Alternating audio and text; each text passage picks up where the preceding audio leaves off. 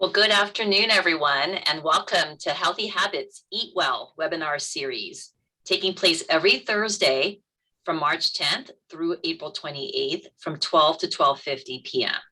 We're so excited to have all of you today. We're expecting over 325 attendees. I'm Julie Chabdi, Health and Wellbeing Program Manager with USC's WorkWell Center, formerly the Center for Work and Family Life. And we're getting ready to officially announce our new name very soon, so stay tuned. It's my pleasure to spend the next 50 minutes with all of you today.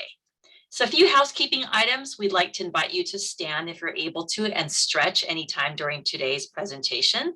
Feel free to get up, move around, stretch it out. Your audio is being muted to minimize any background noise until we open it up for Q&A. But you're welcome to use the chat function and the Q&A function to ask questions, make comments, and we really encourage you to engage and share in the chat. This webinar is being recorded and will be archived on the Healthy Habits Eat Well page that you use to register for today's webinar. So stemming from the success of last year's Healthy Habits series, where we had over 500 registered for each session, we are now celebrating National Nutrition Month. Even though it was March, we're carrying it over into April and working with our campus partners to do a spinoff called EatWell. Access and availability of healthy food and beverages plays an important role in our overall health and well-being.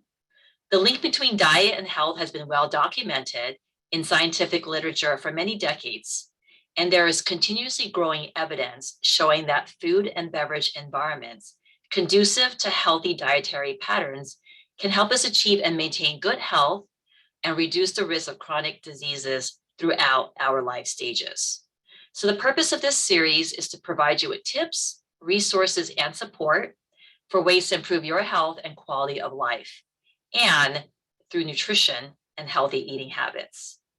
So here's a look at the 8-week nutrition education program sponsored by the WorkWell Center in partnership with registered dietitians and nutrition experts from Clinical Nutrition at Keck Medicine, Keck School of Medicine, USC Athletics, USC Hospitality, the USC Leonard Davis School of Gerontology, USC Student Health, and the USC Transplant Institute, Keck Medicine, USC. Here's a look at all 8 sessions, and today's session is on quick and healthy meals for busy schedules, which is pretty much all of us. We hope you'll join all of our sessions. For those that attend all 8 sessions, we'll have a special raffle at the very end. And today, if you can stay on to the very end, we'll be raffling off 2 prizes. So let's get started. Today's topic is on quick and healthy meals for busy schedules, and we'll cover getting started with meal prep and then various meal ideas and recipes. We'll have time for Q&A, a short preview of next week's session, and then our raffle. So now it's my pleasure to introduce our 2 speakers for today. Lindsay Pine, registered dietitian with USC Hospitality, and Michelle Smith, bariatric dietitian with Keck Medicine of USC. So with that, I will turn it over to Michelle. Hello, everyone. Thanks for joining us today. My name is Michelle. I am one of the dietitians here at the USC Bariatric Program. And a little fun fact about me is I did end up going to culinary school as part of my college background. So today's topic is actually something I'm very passionate and very interested about. So we will go ahead and kind of get started. So just before we kind of dive into this first slide, wanted to ask kind of to see, do we have a lot of chefs who are on who enjoy cooking, or do we have a couple people who maybe aren't that into meal planning or cooking? And kind of the reason why. Is it we don't have enough time? Is it we don't know what to cook or how to cook? Is it the cleanup that we don't like the mess? So I'm just going to pause here to kind of see anybody's feedback on that to make sure we kind of address all of those different reasons why we might not be meal planning or prepping. So I'll pause here for 1 second. All the above. Okay. All the above. Getting a lot of those. Time constraints, hate cooking. Okay. So we're going to be addressing all of those different issues in these next couple of slides. So First, I'm going to talk about the reason why it's so important to meal plan. So really that allows you to eat healthier, right? Because if you cook it, you know what's in it. And having a menu with all of these different foods that you can kind of help to prepare makes it much easier for you to kind of stick to your plan throughout the week. It does end up saving you time, money, and energy when we are meal planning. Plus, then you get to use a lot of fresh ingredients, which of course allows us then to avoid processed food, high fat foods, high sodium foods, and some of the things that you might end up getting if we're doing more of takeout, dining out, or those really quick convenience type foods that are a little bit more processed. So how we're going to try to dive into meal planning, especially for the week, is going to be in either of these two different kind of categories. So on the left, you can kind of see a whole week, what it would look like. But let's say we don't have the time, right? Which I did see a lot of those in there of time constraints. So this kind of plan allows to where you really only need to cook about 2 times a week. If you have more time, great. But even 2 times a week is enough for you to kind of meal prep for your whole week. So let's take a look at that Wednesday, right? You get home from work. Yeah, you might be a little bit tired, but that's the day you designated, right? So that way you can kind of cook for Wednesday's dinner, and you can kind of cook a little ahead for Thursday and Friday, both lunch and dinner. Then on Sundays, where most people usually end up doing a lot of their meal prep, then you can kind of cook for Sunday's dinner and at least those first couple days of the week. And on the right, you can kind of see a little bit more of a detailed plan of breakfast, lunch, and dinner for that whole week as well.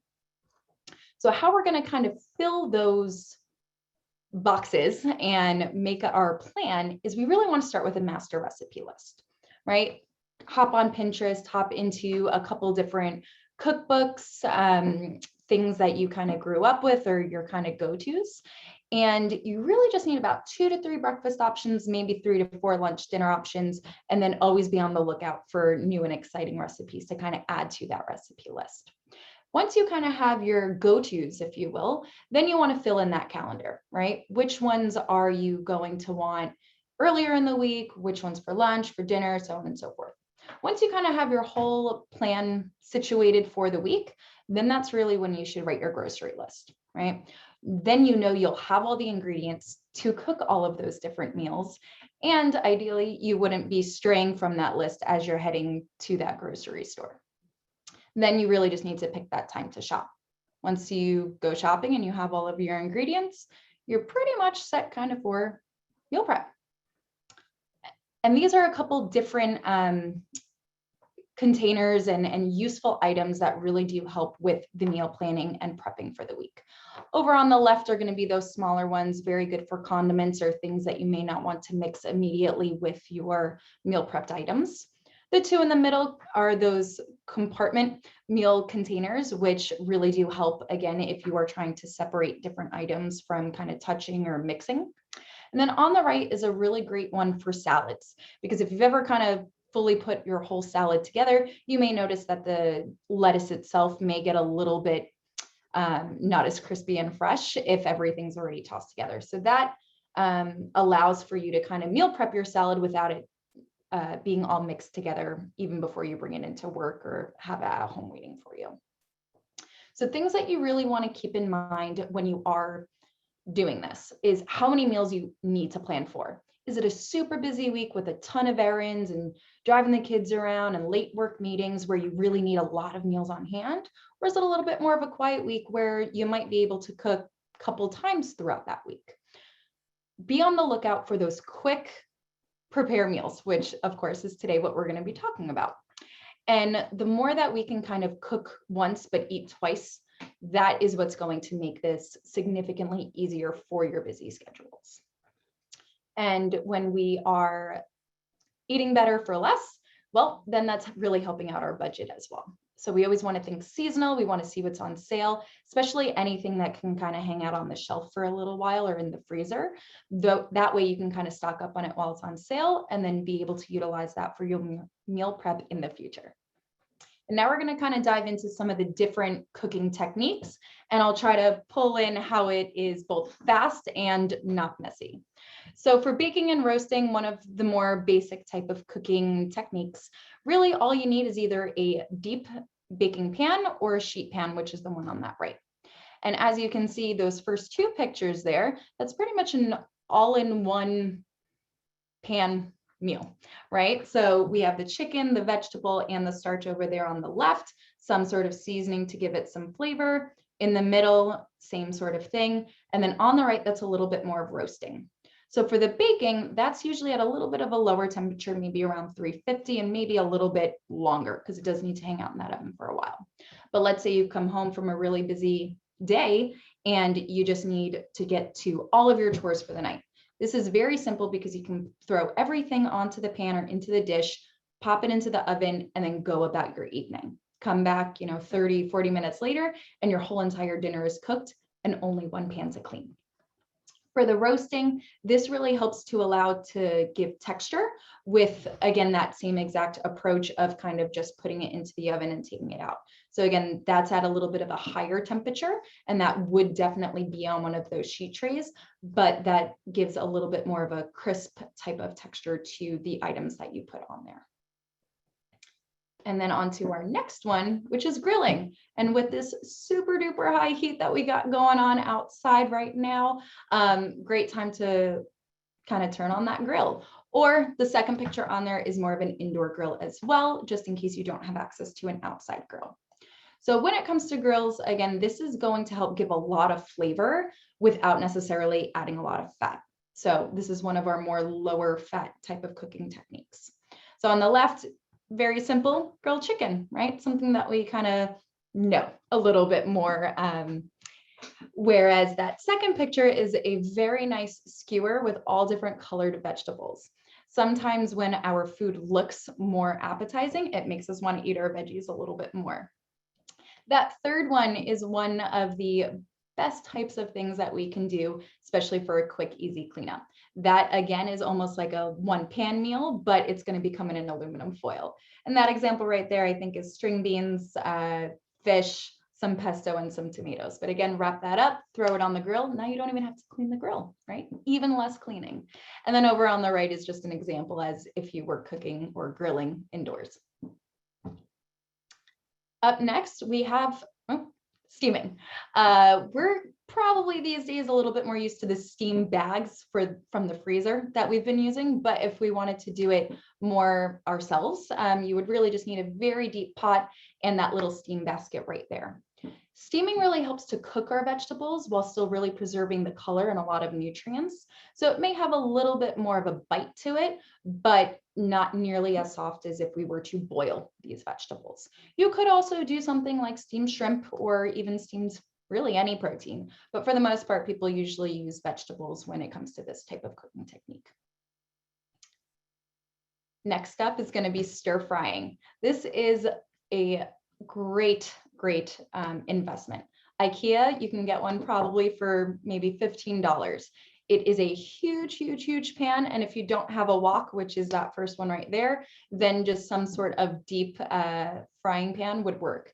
You really don't need much oil when it comes to these, but this is really where you're going to get to utilize all of those green bags of vegetables that are kind of hanging out in the back of the fridge. We're like, oh, I meant to cook those this week. Stir fries are great to utilize that because you can do so much with them. You can add your protein, you can add a whole different variety of vegetables. However, this one may take a little bit more time because you do have to hang around the oven to keep making sure that you're tossing it. But this also adds a lot of volume. So this would cook multiple meals at one time. And into the next one is slow cookers or crock pots. These again aren't going to run you much money. You could probably find some for starting maybe at $20. But this is also something very good for this high heat. Sometimes people don't like to cook on the stove or have their oven on in the house because it just adds even more heat to what's going on outside. So this at least you can kind of just plug in right on the countertop and it really isn't going to add much heat to the house. But we can kind of put everything into that crock pot, turn it on, come back, 6, maybe 8 hours later to a full meal. And that bag right there in the middle is something that's really going to help with the meal prep part of it. You can put everything into a freezer bag, label it so you know exactly what's in there, but then you can put it into the freezer. And then anytime that you do need a quick defrost and throw into a pan, that's going to be something really, really good to utilize. And over on the right, I did put that one in there because they do make specific crock pot bags that allow for significantly easier cleanup. And I think this is our last cooking technique, which is going to be air fryers. This is something that's a little bit more new and upcoming, but it is going to give a lot of flavor with significantly less fat. So you can throw vegetables in there, you can do hard-boiled eggs in there, you could do chicken. The options are endless. And again, this is something that can kind of hang out right on the countertop, but has a very wide variety of uses. And this next slide is going to kind of show a little bit about the storage basics, because sometimes when we're meal prepping, and like I was saying before, we want to cook in bulk. That way we don't have to cook as frequently. So some things are going to be like raw chicken and poultry. Those won't hang out in the fridge very long, maybe only 1 or 2 days after purchasing. But at least if you were to cook it quite quickly, then it can hang out in the fridge for another couple of days, maybe 3 to 4 days. In the freezer, as you can see, things will last for months. So going back to purchasing when things are on sale, or just even when you have the time, really try to stock up on those things, because that's a much easier, oh, I gotta have something for dinner this week. At least then you just have to defrost it rather than running to the store. A couple other things are like the soups and stews, or even some of like the things that are coming out of the crock pot.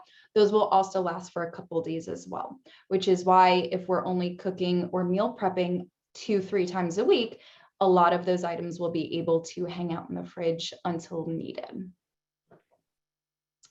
And just a little bit on some flavors, which I know Lindsay will be jumping into a little bit more detail on these, but these are some great ways to add a lot of flavor without adding fat or sodium or really any calories. So spices and spice blends, take a peek at that spice aisle. There are tons of them out there. Again, really try to find, especially for the blends, any ones that are low sodium or sodium free, just because sometimes they can be quite high in those, and a little can go a long way. So you can always add more of these when cooking, but you can't always take it out. Herbs, as you can see over on the right, there are tons of different ones out there. You can buy them fresh, which are nice and bright and green, but you can also buy them dried, or sometimes you can even grow your own. Then for natural flavorings, that's going to be more of our citrus, lemon, lime, orange juice, lemon, lime, or orange zest, which is kind of that outside part of it where you would kind of grate it. Vinegars, low sodium chicken or vegetable stock, and then things like garlic, onions, and ginger. All of these items on this slide are going to help to add a lot of flavor to your food without, like I said, adding much else. And then now we're going to kind of jump right on into the recipe ideas. Thank you, Michelle. Such great information. And we'll ask you some of these questions at the very end, but I'll turn over to Lindsay. All right, thanks, Michelle. Hi, everyone. My name's Lindsay. I work for USC Hospitality, and like Michelle, I also have a professional cooking background before I became a dietitian. So I really, really love to cook, and I'm excited to share some of my suggestions with you. But before I actually talk about ingredients and dishes, I want to briefly talk about what the word healthy means. Next slide. Okay, so what does this word even mean? It's such a subjective word, and oftentimes it has connotations of restrictive eating patterns, bad diets, or maybe just untrue diet myths. So that list on the screen is what I consider the word healthy to mean, with the optimal word there being balance. And when we're trying to eat healthier, I completely understand why some people might have a mental block, because they're only thinking of what they can't have. But think about how much easier it would be if we focused on what we should be including in our diets. So that's just a little food for thought for you. Next slide. Okay, so the idea of healthy eating does not need to be complicated. I advocate for the balanced plate method at meals, which basically means make half your plate veggies, a quarter protein, and then a quarter grain, preferably a whole grain or starchy vegetables like sweet potatoes or corn. Next slide. And the plate itself doesn't tell the whole story. So then we need to take that balanced plate up a notch by making sure to add fruits, heart-healthy fats. Also, don't forget about those calcium-rich foods, which, by the way, don't necessarily have to come from dairy. and then incorporating prebiotic and probiotic foods to maintain a healthy gut. So I'm going over this very quickly. This picture and the next, the last one are both on the hospitality website, and the link should be in the chat.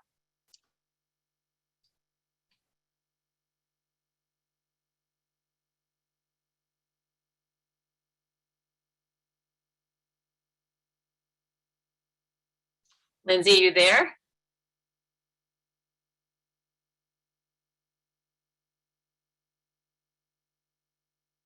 I think Lindsay may have froze. Oh, there we go. There you go. Okay. There you are. You froze for a little bit. Sorry about that. I'm in the basement here at the Ronald Tudor campus. Okay, so not all of us get pleasure from chopping veggies. That's completely okay. But we have some great convenience products to help us out. I definitely don't always like peeling, seeding, and cubing things like butternut squash.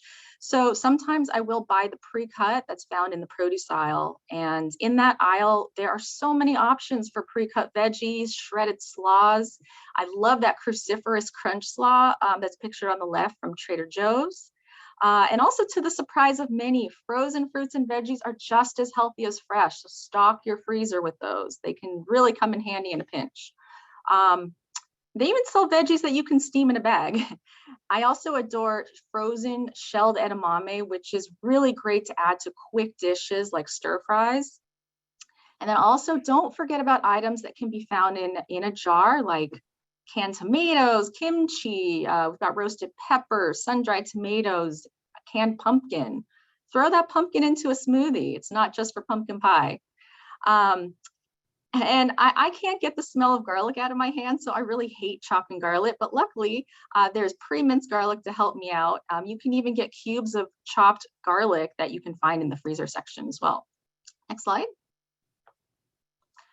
So we've got some other great convenience items to help us out too, like canned beans and chickpeas. These are great options, and you can actually reduce the sodium by at least 40% by simply draining, rinsing, and then draining off that water. Super easy. Canned fish is a great option to help you get in more of those omega-3s in at a more budget-friendly price. Also, instant or pre-cooked whole grains like brown rice and quinoa are just as nutritious as if you were to cook it from scratch. They're still a whole grain. Instant oatmeal, still a whole grain. Just make sure you look at the ingredients and not buy one that contains added sugar. I recommend getting plain and then adding your own toppings like crunchy nuts and seeds. And then veggie-based sauces could mean something like a tomato sauce, pico de gallo, or just any sauce where that base is made with veggies. Next slide. So I don't know about you, but I don't have time to whip up all of my sauces from scratch. And luckily, Trader Joe's has some great prepared sauce options. Some of these say dip on them, but they can really be used as a sauce or a topping for meat, veggies, tofu, seafood, even as a pasta sauce. Romesco is a delicious sauce from Spain made with red peppers, almonds, tomatoes, smoked paprika. Smoked paprika is one of those spices great for adding flavor if you're trying to reduce sodium. Coconut aminos, those are similar to soy sauce, but it tastes a little bit sweeter and contains less sodium than soy sauce. That no salt added marinara sauce is a good option. You can jazz that up with things like dried herbs, garlic powder. And then one of my favorite veggie-based sauces is that red pepper spread with eggplant. It's really great, not only on pasta, but also as a topping for different animal proteins, tofu, and veggies too. And then lastly, that apricot chutney, very little sodium in it. It's a great glaze for something like a pork tenderloin, or you can use it as a marinade with some Dijon mustard and garlic. Next slide. Okay, so I didn't want to omit frozen entrees because I get it. We don't always have time to cook. Sometimes it can be easier if we can just pop something into the microwave. And honestly, frozen entrees have come a long way, and there are a number of healthier options out there. Some of them I've listed here.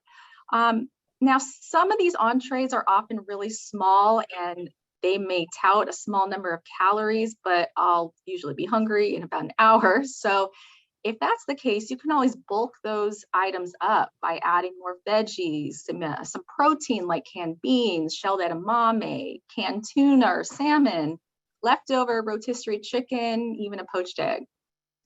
And there are also some companies that sell online and deliver to you, and a couple of those that I like are Daily Harvest and Splendid Spoon.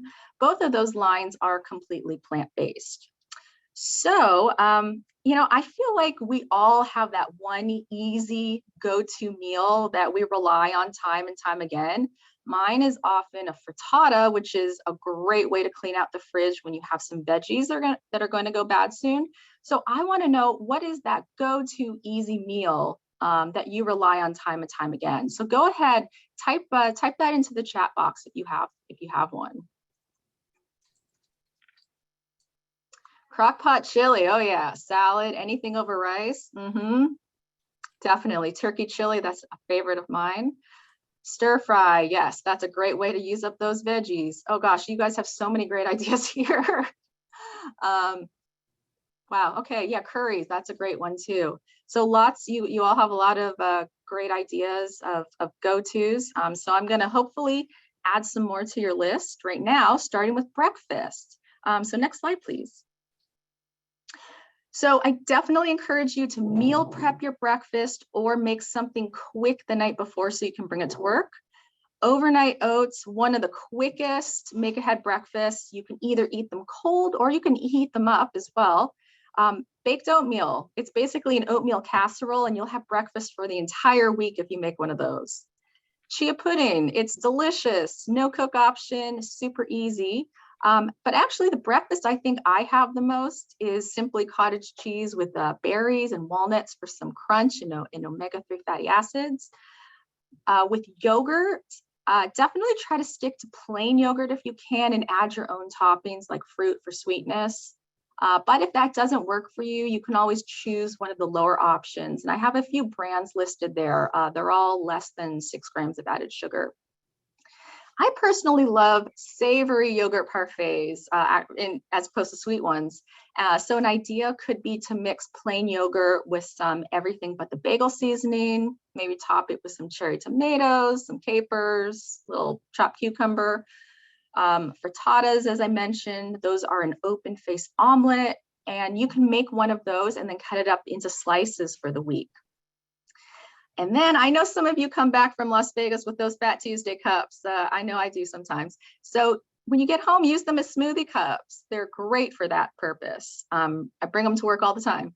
And then also, if you like a little of everything, you can make a breakfast snack pack with items like boiled eggs, smoked salmon, whole grain crisp bread. Maybe add some crunchy veggies like baby carrots, almonds, and some fruit. Next slide. Snacks. I love snacks, but I want a snack that will actually satiate me until my next meal. So all of the ones I have here have a little protein, fiber, and a little fat to keep you satiated. I'll also try to incorporate different textures into snacks as well. So let's see, one of these, I listed pistachios in the shell instead of out of the shell, and that's because it will take you longer to eat those pistachios in the shell and you won't wolf them down in a hurry. I also wanted to mention that shelled edamame is a great plant-based protein snack and actually has 11 grams of protein and also 9 grams of fiber in only half a cup. And then finally, I listed a recipe on here for a chocolate peanut butter yogurt, which can be either a snack, a dessert, or a make-ahead breakfast. All you have to do is mix a little plain Greek yogurt with some natural style peanut butter, a little unsweetened cocoa powder, touch of maple syrup, and it is really, really delicious. Next slide. Okay, lunchtime. My favorite meals to take to work are basically anything I put in a bowl. I don't know why things taste better in a bowl. A big entree salad is a great option and something that's really easily meal preppable. And there should be a link in the chat box from a website that has a slew of make-ahead salad recipes that you can pack for your lunch. So if you're looking for some inspiration, definitely check that one out. And then for hot bowl meals, we're basically just putting ingredients into a microwavable container and heating it up at work. But you could eat it cold too, depending on what you put in it. So, but we're going to come back to that one on the next slide. So you can also make yourself a snack box, AKA your very own adult Lunchable. And this picture has a salmon salad with some crudité, some whole grain crackers, and then a little piece of dark chocolate for some fun there. And then if you actually find yourself at Whole Foods or on the USC University Park campus at Seeds Marketplace, there's a fantastic grab and go brand called Positive Foods. Everything they have is healthy, balanced, fresh, and they're also local, made right here in South LA. Next slide. Okay, so back to that bowl meal I was talking about. So I do this a lot and the options are pretty much endless, so you'll never get bored. And here is a basic formula on how to create one. So your cooked protein can be animal-based, tofu, legumes, whatever you want.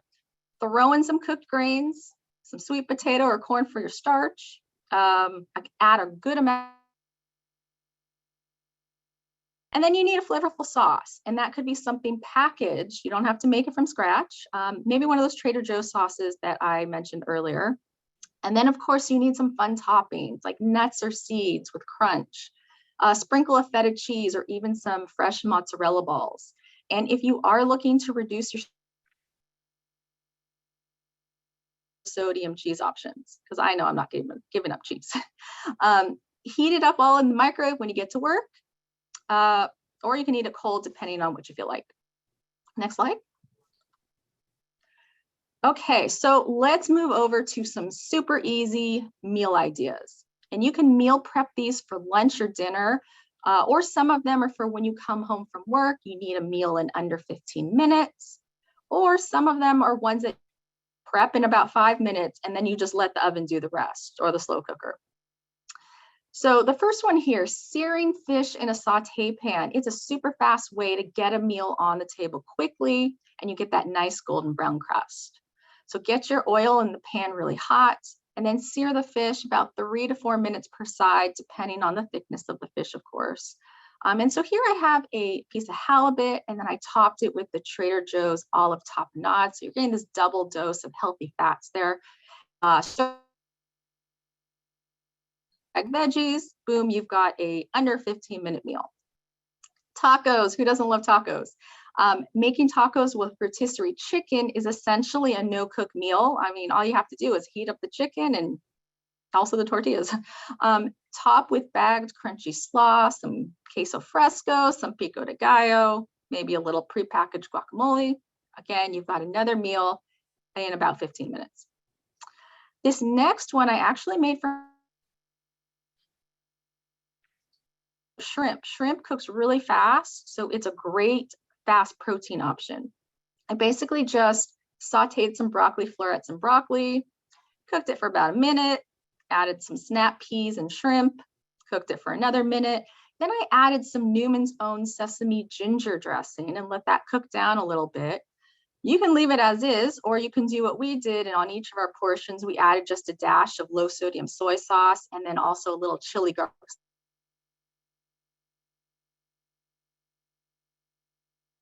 Brown rice, and again, another 15-minute meal. Next slide.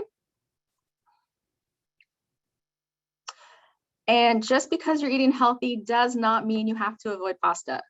You, most of the time, try and choose a whole grain pasta or one of those legume-based pastas.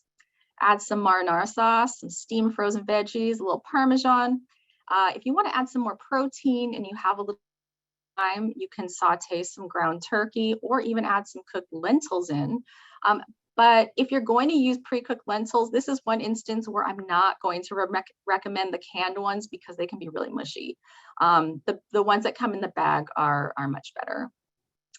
And then sheet pan meals. These are great because everything cooks on one pan, which means we have less dishes to do, which is always a good thing. So recently I made a vegetarian sheet pan meal where I just put some little baby potatoes that I cut in half or in thirds if they were too big. And with tofu, I really suggest using a product that's called, you'll see it as high protein, or it might be called super firm tofu. And it's really nice because it doesn't need to be pressed. It's already been pressed. The brand Wildwood is a good one. But if you don't have that, you can use extra firm, which is actually what I had on hand the other day. I don't have that step. The tofu will take a little bit longer to get a chewier texture, but this is one of those 5-minute prep meals. So the oven's going to do the rest. So I don't really mind so much. I ended up cooking the whole pan for about 40 minutes at 400 degrees in the oven, took the potatoes and tomatoes off, and just left the tofu on there in the pan for another 10 minutes to get crispier. And then after that, I just mixed everything with a little bit of store-bought dinner, and then was able to repurpose it for lunch by heating it up in the microwave at work. When it was warm, I added a little bit of peppery fresh arugula, some crunchy green pumpkin seeds, and it's great. It was one of those, what is it, cook once, eat twice meals. And then last but not least, if you have a slow cooker, this is such a great appliance to save you effort and then also not heat up your kitchen, as Michelle was saying, because it's so hot today. And one of my husband's favorite dishes is only 2 ingredients. Literally, we'll just put some raw, skinless, boneless chicken breasts or thighs in the slow cooker, pour a bottle of salsa over it. We like the green tomatillo salsa, but you can use whatever favorite you have. And then when I wake up in the morning, the chicken's so tender, you barely need to use any force with a fork to shred it. It's delicious. Next slide, please. So before we start with our Q&A, I just wanted to mention that the USC Hospitality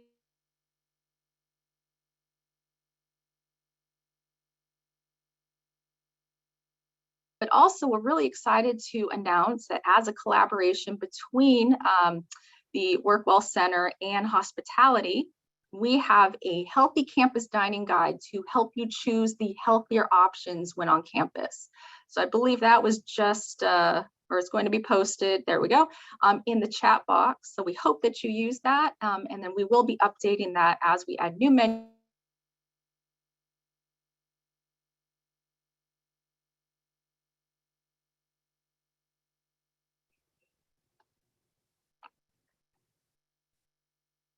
Lindsay, you froze there at the very end.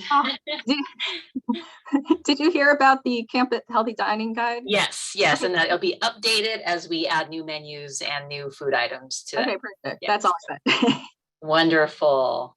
Great. Thank you so much, Lindsay and Michelle. So we have a few minutes, about 6 minutes for questions. So if you have any questions, feel free to put it into the chat or the Q&A, and I'll go ahead and kick off the Q&A. Michelle, there were a couple of questions that came through during your presentation. Can you speak to your thoughts on pressure cookers and Instapot? Another great cooking technique. The only thing when it comes to really any of those, the crock pots, the air fryer, Instapots, pressure cookers, just be mindful about what you're putting in there. Just because it's a healthy cooking technique doesn't necessarily mean we should be adding a bunch of higher fat type products into it.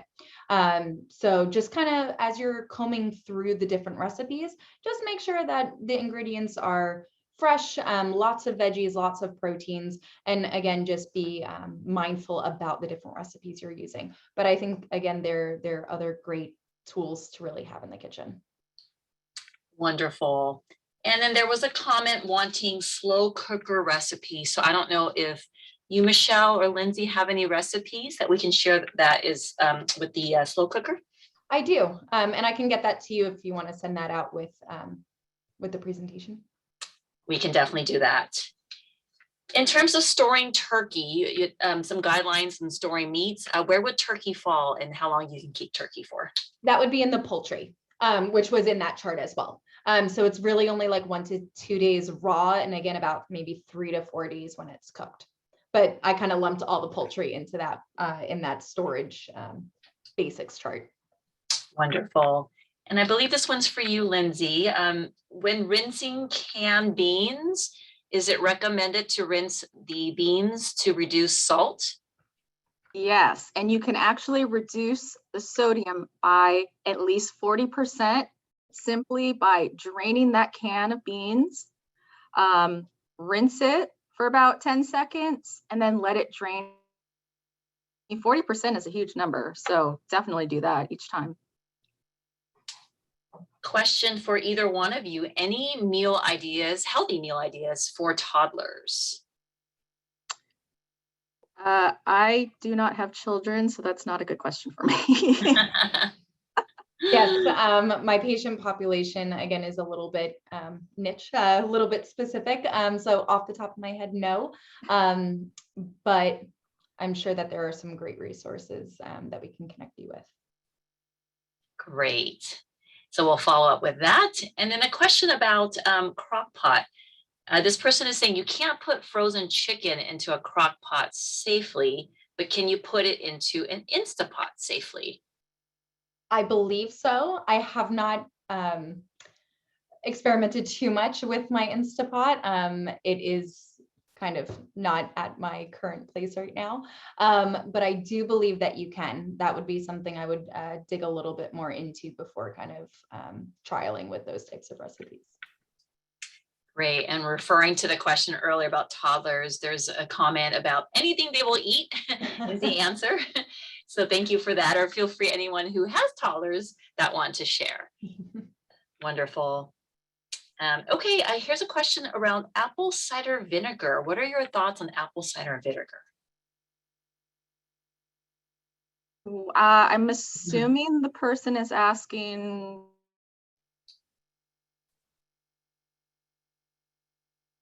there's so much out there in the media about how apple cider vinegar is going to cure everything. You know, it's just another ingredient. Use it if you like it. If you don't like it, you don't need to use it. I do like to use it in salad dressing. It gives, you know, definitely a nice flavor as opposed to something like a balsamic vinegar, just something different. But it's not going to cure.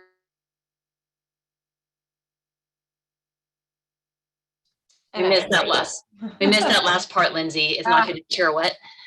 I said it's not going to cure everything that ails you. Right. I agree completely. Yeah. Great. Let's see here. Other questions or I think that may be the last question. We have a few more minutes left if anyone wants to put into the chat other questions you might have around meal prepping or quick and easy meals. Saw a comment, I was just looking through, somebody was mentioning those Trader Joe's heart of palm noodles. I tried those not too long ago. I don't know if I really liked them as a pasta substitute, but they were actually really great as like a side veggie. And all you have to do is heat them up and they were quite delicious. Yeah, I saw that comment. It sounds interesting. Oh, here we go. Have you tried, either one of you, Chipotle bitchin sauce? And would you recommend that if you have tried it? Wait, what is it? Chipotle? In the chat, Oh. Chipotle bitchin sauce. I'm assuming that's a brand. I've not heard of that one. Have you, Michelle? I've seen it. I will say I have not tried it. I'm trying to like pull it up to like look a little bit more at it, just because like I said, I've seen it at like Target before. That would be something that, just because I don't have the label in front of me, you want to look definitely at the sodium and the fat content of some of those types of items. Are canned foods considered healthy? This person is concerned about preservatives. Do you want to speak to that? I have no problem eating canned foods. There are so many healthy canned foods out there. You know, maybe with some of the vegetables, they might not quite be as tasty, like, you know, canned green beans. Different foods are definitely healthy. Again, as to what Michelle was saying before, is you also have to look at the ingredient list. Are they adding in a bunch of sodium? Are they adding a lot of sugar? Are they adding saturated fat? So just depends. You got to read the ingredient list. Does double cooking potatoes reduce their impact on blood sugar? So I'm assuming they're talking about something called resistant starch. To cook them, but then you have to cool them down, because once they cool, the starch granules change. And then so it becomes something called resistant starch. So yeah, so some people do like to do that. If you're going to buy only one between an air fryer or a slow cooker, which would be a better option for this person who doesn't have a lot of kitchen space? I'm such a fan of my crock pot, so that's Me probably too. the one. That's probably the one I would suggest. But I think that's a little more personal opinion. Check out some recipes like before you kind of do so, just to see which ones maybe go a little bit more with your preferences. But I think, like I said, both are fine options. And where do you get meal prep boxes? I think you mentioned that earlier. Amazon, or I've found the current ones that I have at Marshall's. So they should be somewhat easy to find. Again, depending on how many compartments you want and size and things like that. A lot of questions and comments coming in. Any suggestions for rice alternatives? So I'm not sure if this person is referring to maybe wanting something that's because they don't like rice, but there's different types of grains like quinoa. I see someone type in there barley, farro. Those are definitely great options. So many whole grains out there. Is the Positive Foods brand that you mentioned offered here at Seeds, will that be at HSC as well, Lindsay? That is a good question that I do not know the answer to right now, but I can definitely follow up on that. Wonderful. And could either one of you give an opinion on plant-based meals like Impossible Burgers? Any thoughts on that? I definitely have some thoughts on that. So some of these options, they can have as much saturated fat as a regular burger. If you are out and about and you want a burger and you are plant-based, go ahead and eat it. Definitely better for the environment. But again, you just need to look at the ingredients. Prefer when I do have a veggie burger, I like the ones that are actually not highly processed and the ones that have whole grains and beans and vegetables in them. I just bought it. I haven't tried it yet. It's in my freezer. I found some called No Bull. That's Bull. They sound really good. I wish I had tried it last night so that I could tell you about it right now. But that's patties that are made with whole grains, lentils, vegetables, things like that. We'll do one more minute of questions. Is Greek yogurt better for you than plain yogurt? It'll definitely have more protein. So depending on kind of your overall diet. But I will say it is a little bit more of an acquired taste for people who are used to just regular yogurt. Going to Greek yogurt may taste a little bit different to you. So again, the main benefit that I always find between those two is just that it has a significantly higher protein content. Wonderful. So I think we got through all of the questions. If not, we'll go through the chat and have the questions answered and sent out with our post-webinar communication. Thank you, Lindsay. Thank you, Michelle. That was a lot of wonderful information for quick and healthy meals for busy people. So I hope you learned a lot from today's session. And we'll join us next week, April 14th, on Food and Mood and Mindful Eating, presented by Laura Kaufman and Lisa Statner. So please join us for that. And for those eligible, you'll be rewarded 50 points through Vitality for attending today's seminar, and you'll receive an email at the very end of the series confirming your points. More information, contact healthplans@usc.edu. So at the end of today's webinar, we'll be sending you a survey to collect feedback along with the presentation and some of the handouts that we mentioned earlier and any questions that we have not answered. And with that, we will spend our next few seconds on the raffle. We are raffling off 2 USC lunch coolers today. So Suzanne, if you want to spin the wheel, let's see who our lucky winners are today.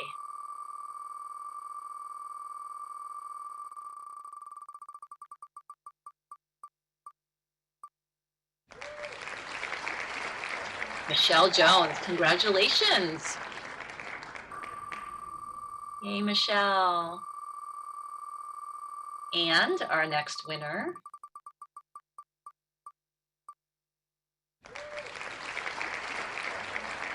Priscilla Perez. Thank you so much, everyone. Have a healthy day. And thank you, Staff Assembly, for including us in your Staff Appreciation Week. Thank you all.